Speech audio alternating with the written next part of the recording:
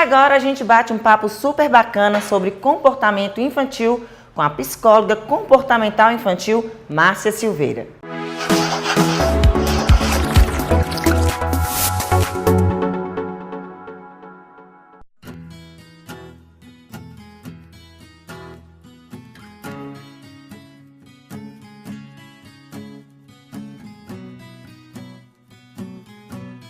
E o nosso bate-papo agora é sobre um assunto muito falado atualmente. A gente está aqui com a psicóloga comportamental infantil, a Maria Márcia, e é ela que vai conversar com a gente. Primeiro, a gente vai pedir para ela explicar para a gente, porque hoje em dia, assim, cada profissão tem uma área específica. Você escolheu uma área. Qual que é a sua área, Márcia?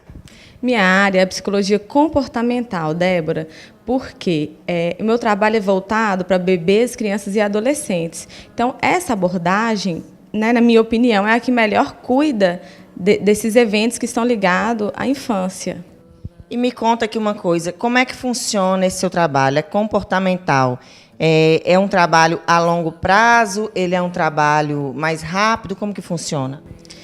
É um trabalho mais objetivo, sim, Débora. Ele é bem assertivo, mas tudo parte da avaliação, né? Se essa criança for avaliada com algum transtorno, ou se ela é uma criança típica, né? Uma criança normal, mas ela precisa de uma estimulação, depende de cada caso. Tem crianças que vêm, ficam um mês, eu passo as orientações para os pais, e essa criança acende rapidamente. Outras não. Uma criança com síndrome de X frágil, uma criança com síndrome de Down, ela vai ficar, né, um ano, até 2, 3 anos, fazendo esse trabalho de estimulação precoce, né, para adquirir as habilidades que são esperadas para cada idade, para cada área do desenvolvimento.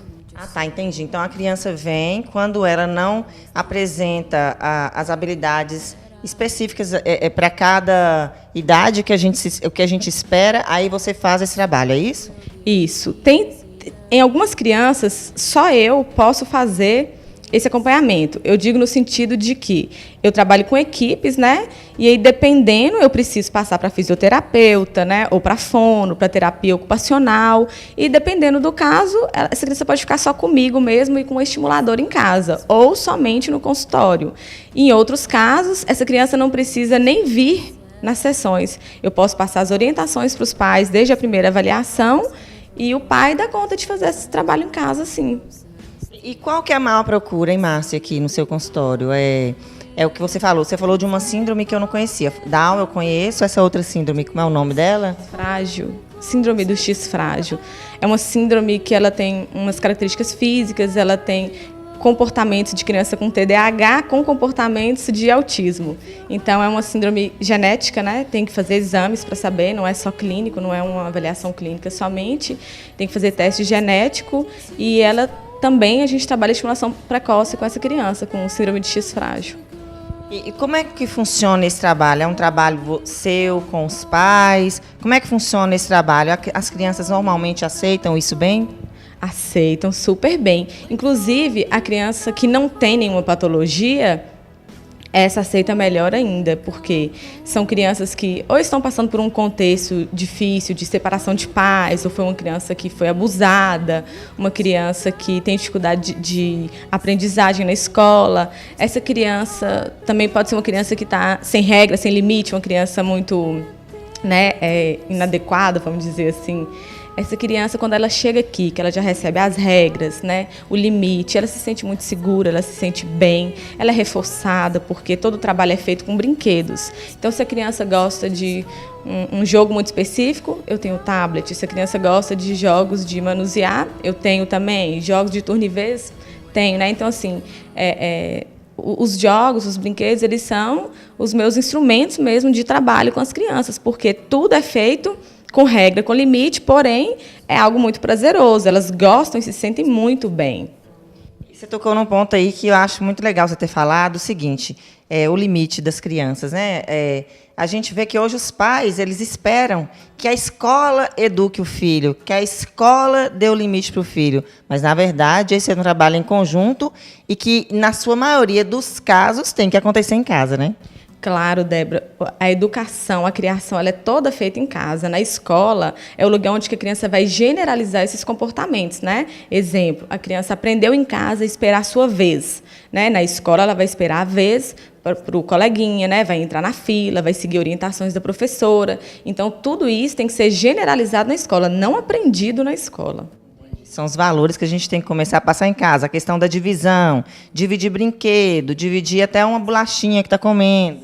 É isso mesmo. Tudo tem que ser muito bem pensado, porque existem comportamentos que são esperados para cada faixa etária, para cada área do desenvolvimento. Por exemplo, cada área do desenvolvimento, eu digo, a coordenação motora, né, de correr, de pular, pegar, a cognição, que é o pensar para dar respostas, fazer perguntas, os autocuidados, que é a criança conseguir sair da fralda, né, fazer xixi, fazer suas atividades de vida diária com independência. Então, se a criança chega muito dependente na escola, ela não consegue nem abrir a lancheira, ela não consegue nem se alimentar sozinha. Então, na escola, ela tem que generalizar um comportamento que aprendeu em casa, né, em todas as áreas. A especialidade da Márcia, gente, existem poucos profissionais dentro de Montes Claros, né, Márcia?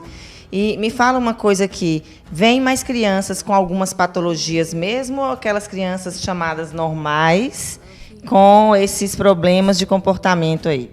Então, Débora, está bem dividido, porque eu tenho muitos pacientes autistas, muitos pacientes com TDAH, que é o transtorno de déficit de atenção com hiperatividade.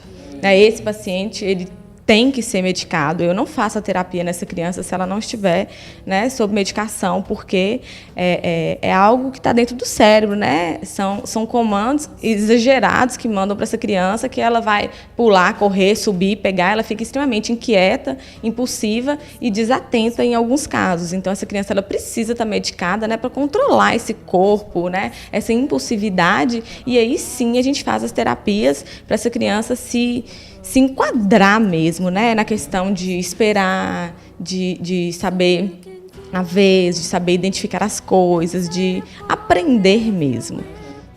E a gente vê que é importante, né, essa intervenção, porque às vezes a gente vai no restaurante, sei lá, vai em algum lugar, tem uma família lá e você vê aquela criança completamente sem um pingo de educação. Né? Na verdade, eu costumo assim, fechar meus olhos quando eu vou em ambientes públicos, sabe? Eu tento, assim, eu fico me policiando, eu falo, não vou olhar. Porque muitas vezes não é falta de educação, né? Muitas vezes pode ser, mas muitas vezes não é, porque uma criança que ela é impulsiva, inquieta e desatenta, e ela não tem um diagnóstico, ela passa por uma criança mal educada, ela fica até antipatizada, né? As crianças vão excluindo essa criança com essa patologia e os pais não se atentam para esse diagnóstico precoce. Por quê? A questão é fazer o tratamento precoce. Precoce é quando? 0 a 6 anos. Passou de 6 anos, são intervenções, mas já não tem mais um tratamento precoce, que é o mais adequado. Por que seria do 0 ao 6? É por causa da formação dessa criança? Mais por conta da plasticidade cerebral, que é o momento em que o cérebro, né, tá ali a todo vapor para receber essa estimulação. Então, 0 a 6 anos é a idade que já foi estudada, né, que já foi estabelecido esse tempo onde que a plasticidade cerebral da criança ela está em ascensão.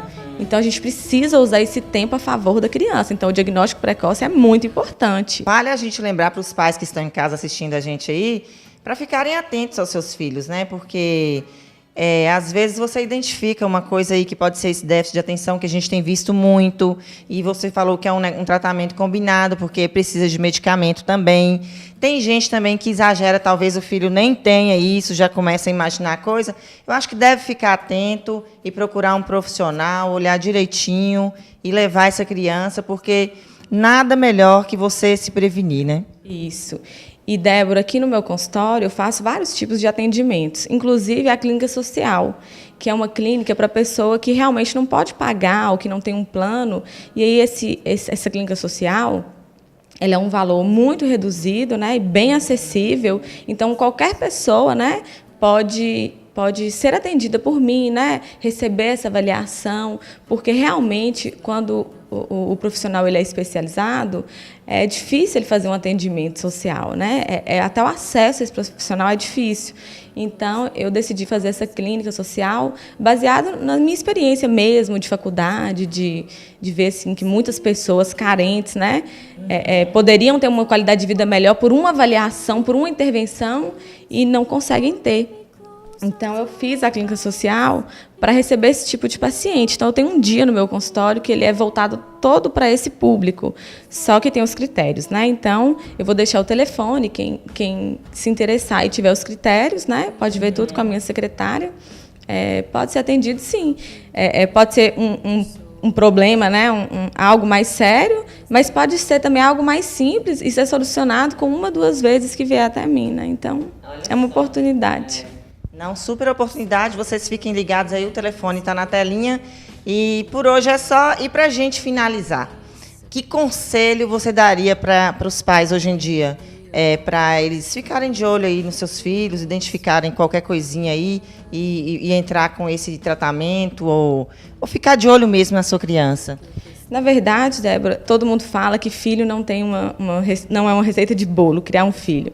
Mas eu discordo um pouco, porque todos os comportamentos eles já foram estudados, né, pela psicologia, né, pelos comportamentais, e já está estabelecido o que uma criança aprende em cada idade. Então, seu filho tem 2 anos e ele não fala, tem algo de errado. Pode ser só um atraso, pode ser uma falta de estimulação ou pode ser uma patologia mais grave. Então, a gente tem que ficar atento aos sintomas, aos sinais das patologias e do desenvolvimento típico mesmo, né? Tem algo que é esperado para cada idade. A criança tem 6 meses, 7, ela não sentou, ela nem faz uma intenção de sentar.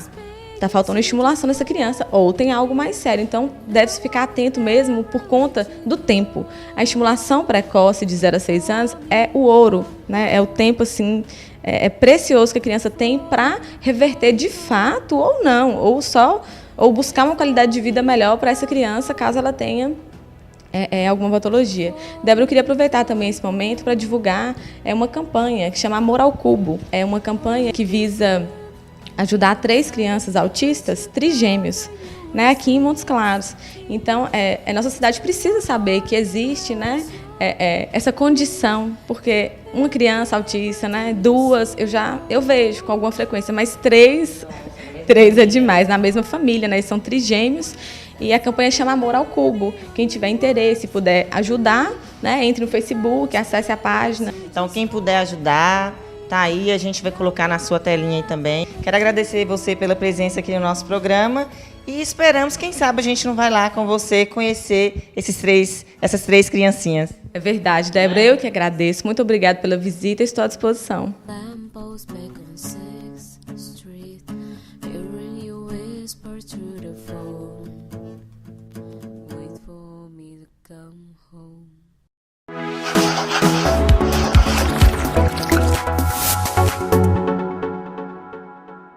E hoje eu vou ficando por aqui. Semana que vem eu volto com muito mais. A gente se vê. Beijo. Tchau.